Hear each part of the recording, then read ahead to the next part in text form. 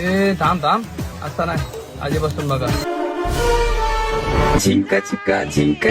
यहाँ पेड़ पौधे ज्यादा घने हैं, इसलिए आगे बढ़ना मुश्किल है.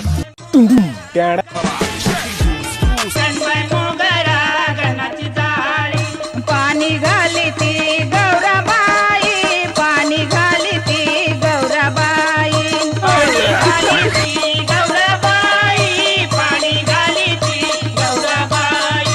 हळदी कुंकू या মন আমার পাগল হয়ে পদ্ম পাতায় বসে হরি